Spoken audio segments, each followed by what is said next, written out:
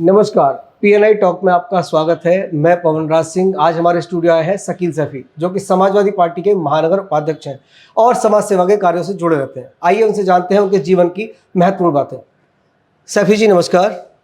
सबसे पहले मैं पीएनआई टॉक को शुक्रिया अदा करता हूँ और परिवार को बधाई देता हूँ। जैसे कि आप लोगों ने एक सवाल किया है, हमारी समाज सेवा में क्या क्या उपस्थितियाँ रही। हमारी समाज सेवा में सबसे पहले तो मैं बता देना चाहता हूँ, मैं 1991 में समाजवादी पार्टी से जुड़ा था और 1991 में समाजवादी पार्टी से जुड़ने का मकसद ये नहीं था कि मैं कोई बहुत बड़ा नेता बनूं।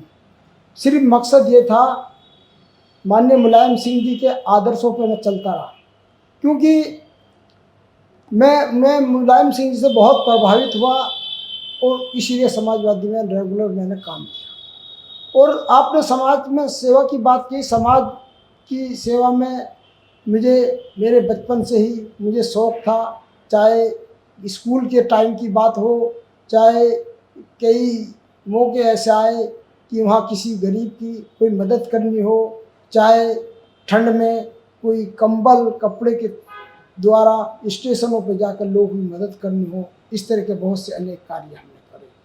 लॉकडाउन की बात करें, जब पहला लॉकडाउन लगा, उस लॉकडाउन में हमने लोगों को पानी की व्यवस्था कराने का काम किया।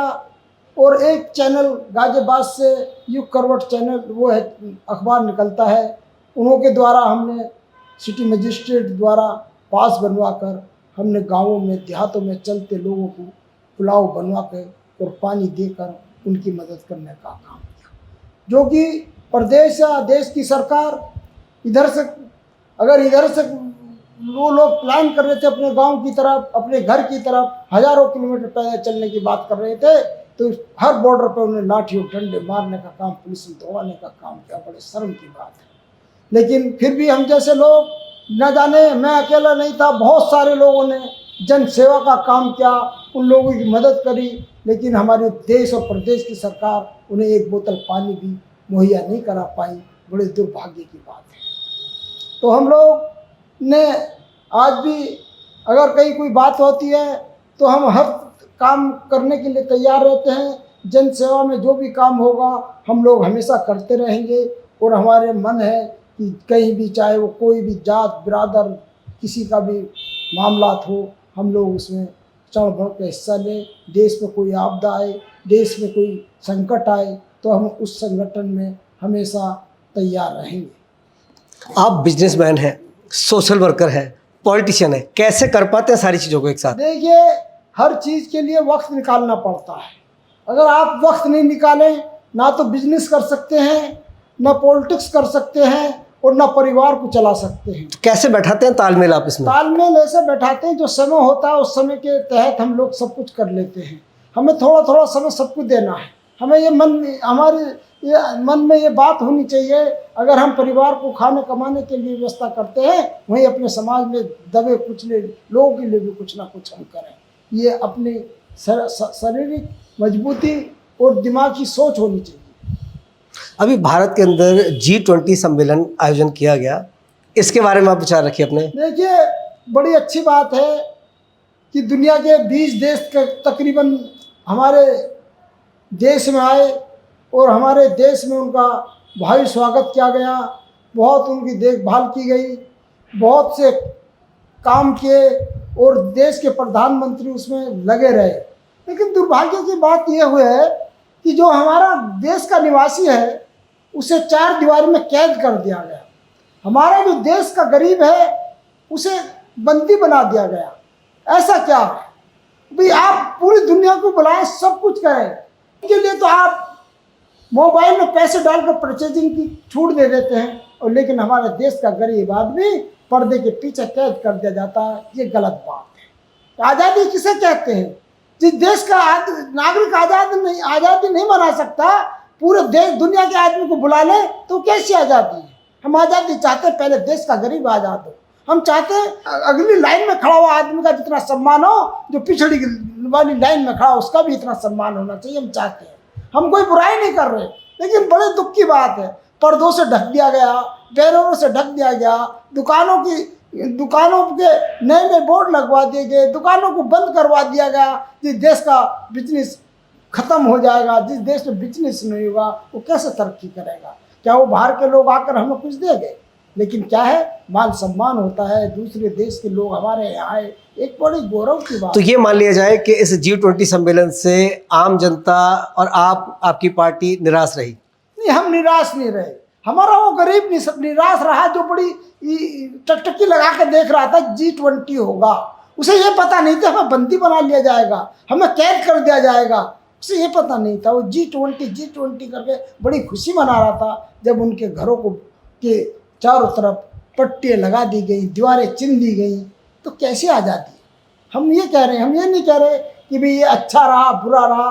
भाई हम तो कहते हैं कि देश में आते हैं, बड़ा मान सम्मान हमें करना चाहिए। अगर आपके परिवार में कोई मेहमान आता तो आप भी तो मान सम्मान करते हो।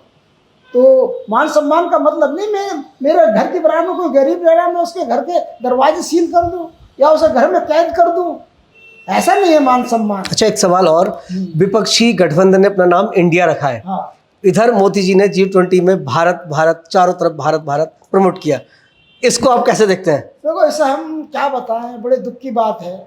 जो लोग कल तक चक द इंडिया का नारा, चक द इंडिया कहते थे जी, जो चक द इंडिया की बात करते थे, जो हमारे खिलाड़ी पदक जीत के आते थे, चक द इंडिया का गाना बजवाया जाता था, ढोल पिटवाया जाता था। आज बड़े शर्म और दुख की बात है, उन्हीं लोगों ने इंडिया का नाम बदलकर भारत कर दिया गया। बड़े दुख की बात है, बड़े अफसोस की बात है कि ऐसी छोटी छोटी बात। अगर मैं अपना नाम, मान लो खुदा न खास्ता मेरे बाप ने मेरा नाम, मेरी माँ ने मेरा नाम इंडिया रख दिया, क्या देश का प्रधानमंत्री हमारा इतना कमज़ोर हो गया कि मेरे नाम रखने से वो देश का ही नाम बदल देगा, देश की पहचान बदल देगा? तो इतना कमज़ोर प्रधानमंत्री नहीं होना चाहिए। प्रधानमंत्री जो बनता है मजबूत होता है, उसका साहस होना चाहिए, उसमें हिम्मत होनी चाहिए।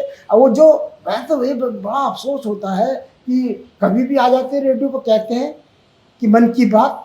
अरे मन की बात तो सुन रहे हैं, हम सुनते रहेंगे, लेकिन जिस गरीब जनता के मन की भी तो आवाज़ और बात सुनो। आप ना किसानों की बात सुनोगे, ना पहलवानों की बात सुनोगे, ना किसी की बात सुनोगे, तो कैसे काम चलेगा? ऐसे देश में नहीं काम चलने वाला। तो ये मान लिया जाए, हिटलरशाही नहीं चलेगी। तो अब आगामी 2024 में चुनाव होने हैं, तो आप प्रधानमंत्री के लिए किसको देखना चाहते हैं? देखिए, प्रधानमंत्री वो होना चाहिए जो मजबूत हो, जो झूठा ना हो, जो जुमलेबाज ना हो, जो निकम्मा ना हो। ऐसे लोगों को प्रधानमंत्री की जरूरत नहीं है। प्रधानमंत्री वो बने जो देश की जनता के सुख और दुख में काम आए। खाली जुमलेबाजी करने वाला प्रधानमंत्री नहीं होना चाहिए। क्यों नहीं होना चाहिए? देश घाटे में चला जाएगा, देश बर्बादी के कगार पर खड़ा है, देश के हालात बहुत नाजुक है। लेकिन क्या करें, हमारे पत्रकार भाई दिखलाते नहीं। हम तो चाहते हैं पूरी ये पार्टियों को, पत्रकारों का खंडन करना चाहिए, इनका बहिष्कार करना चाहिए। मैं तो ये चाहता हूँ कोई भी विपक्ष का नेता, कोई भी पार्टी का प्रवक्ता किसी चैनल पर जाकर अपनी बात नहीं करे। जब इन्हें अपनी बात करनी है, हमें तो ऐसा लगता है कि हम सुनते हैं तो जो एंकर होती हैं वो सीधा सीधा बीजेपी की प्रवक्ता की तरह बात करते हैं। बड़े दुख की बात है। बीजेपी के पास प्रवक्ता है, सब कुछ है, बहुत बड़ी टीम है, लेकिन एंकर भी प्रवक्ता जैसे बात करते हैं। एक बात तो उनका प्रवक्ता पूछता है, 10 बात हमारे एंकर पूछते हैं। तो कैसे काम चलेगा, कैसे देश बचेगा? सीधी बात, अगर पार्टी आपको चुनाव लड़ने का मौका दे तब आप क्या चुनाव लड़ना चाहेंगे? देखिए, पहली तो बात मेरी अपनी राय ये है कि मैं अभी चुनाव की स्थिति में नहीं हूँ जी, लेकिन अगर कहीं खुदा न खास्ता पार्टी इस लायक अगर समझेगी तो उस पर भी विचार कर लिया जाएगा। कोई बुरी बात नहीं है चुनाव लड़ना। तो ये मान लिया जाए कि आप चुनाव लड़ने के लिए अपनी सहमति नहीं, दे रहे हैं। सहमति नहीं, मैं अपने विचार दे रहा हूँ। मैं अपने साथ साथ ये भी तो कह रहा हूँ कि पहले तो मेरा कोई ऐसा इरादा नहीं है। अगर पार्टी कोई जिम्मेदारी देगी, उस जिम्मेदारी से पीछे भी नहीं हटूंगा, उस जिम्मेदारी को बाखूबी निभाने का काम करूंगा। एक अंतिम सवाल, अभी आप एक समाज सेवा के लिए गठबंधन बना रहे हैं, एक मंच तैयार कर रहे हैं, उस मंच के बारे में हमारे दर्शकों को बताइए। ये जो मंच बनाने की ज़रूरत पड़ी क्योंकि हम आपसे कई पार्टियों में, जागरण में या होली मिलन, दिवाली मिलन पर हमारी आपकी मुलाकात होती है। तो ये आपका ही सुझाव था कि भाई ये इतना बड़ा समाज आपका यहाँ रहता है, ना तो आप ईद मिलन की कोई बात करते हो, ना कोई किसी तरह की बात करते हो, ना रोज़ा अफ्तार की बात करते हो। आपको भी अपने समाज को जागरूक करना चाहिए। तो उन्हीं वो शब्द मेरे काफ़ी दिन से कानों में गूंज रहे थे, दिल पे चोट कर रहे थे। तो मैंने फिर उसके सोच और विचार कर कर इस संगठन का काम शुरू किया। और मुझे संगठन जब मैंने शुरू करा तो पहले दिन 15 आदमी हमारे साथ जुड़े। अब दोबारा जो मीटिंग हुई कम से कम 130-40 आदमी हमारे साथ जुड़े। ये संगठन किस किस तरीके के काम करेगा, किस क्षेत्र में काम करेगा? ये संगठन पहले तो अपने आप को मजबूत करेगा, क्योंकि हम अभी से ही घोषणा कर दें और पास कुछ नहीं हो तो उससे भी कोई फ़ायदा नहीं है। पहले संगठन अपने आप को मजबूत करेगा, अपना अकाउंट मजबूत करेगा, अपनी ताकत को बढ़ाएगा। जब ताकत और अकाउंट मजबूत होगा तो हम सामाजिक ही कार्य करेंगे, ना कि कोई ऐसा कार्य। आप पहले भी आपने एक संगठन का निर्माण किया था और भी सामाजिक संस्थाओं से जुड़े रहे। क्या वजह रही कि आपके मतभेद रहे या मनभेद रहे और एक नए मंच का निर्माण करना पड़ रहा है? नहीं, पहली बात तो कोई ऐसा नहीं, हम पार्टी से जुड़े रहे। हम संगठन गाजियाबाद में चलाते थे, वो संगठन आज भी चल रहा है, लेकिन छोटे स्तर पर चल रहा है जी। हम नोएडा में पहली बार इस संगठन का गठन किया है। और हमें उम्मीद है, हमें विश्वास है, हमें आशा है कि हम इस संगठन को मजबूती से खड़ा करेंगे। और उसमें चाहे सामाजिक कार्य रहे, चाहे देश हित की बात रहे, या देश के अंदर कोई आपदा आए, या देश के अंदर कोई व्यवस्था चरमराए, तो हम उन सब तमाम कार्यों को करने का काम करेंगे। जहाँ भी हमसे कोई मदद हो सकेगी पूरी तरह मदद करेंगे। सैफी साहब, समाज को क्या मैसेज देना चाहेंगे आप? हम समाज को मैसेज ये देना चाहेंगे कि सबसे पहले मैं तमाम समाज के साथियों को बधाई देता हूँ कि उन्होंने एक छोटे से नोटिस पर आकर इस संगठन को मजबूती और ताकत देने का काम किया। इस संगठन से जो भी जुड़ा और जो भी जुड़ेंगे, सबके लिए मैं कहता हूँ आप लोगों का बहुत बहुत शुक्रिया कि आप लोगों ने यहाँ आकर इस संगठन को मजबूती देने का काम किया। आप बधाई के पात्र हैं। आपका धन्यवाद करता हूँ। आपसे आगे भी उम्मीद करता हूँ, जैसे भी कभी कोई बात हो तो आप लोग हमारे साथ आए और कंधे से कंधा मिलाकर काम करें। क्योंकि एक बड़े बूढ़े ने कहावत कही है कि अकेला चना बाहर नहीं फोड़ता। मेरे आपके पास कितनी भी दौलत हो, शोहरत हो, बहुत है, अच्छी बात है, लेकिन जब तक कोई संगठनित काम होते हैं वो इत्तेफाक और एक दूसरे की मदद से होते हैं। इसलिए मैं तमाम साथियों से लास्ट में ही अपील करूँगा कि अगर कोई गलती मेरे से जाने अनजाने में हुई, उसके लिए मैं माफ़ी चाहता हूँ। और आगे कोई गलती ना हो, इसके लिए मैं आपके सुझाव भी चाहूँगा, आपका सहयोग भी चाहूँगा। और इस संगठन को मजबूत करें, ताकत दें, और कोई ऐसी बात ना फैलाएं जिससे संगठन में आपस में मतभेद पैदा हो। सैफी साहब, आपके सामाजिक संगठन को हमारी तरफ से हार्दिक शुभकामनाएं और आपका स्टूडियो में समय देने के लिए धन्यवाद। दर्शकों से कहना चाहूँगा, हमसे जुड़े रहिए, देखते रहिए P9 टॉक।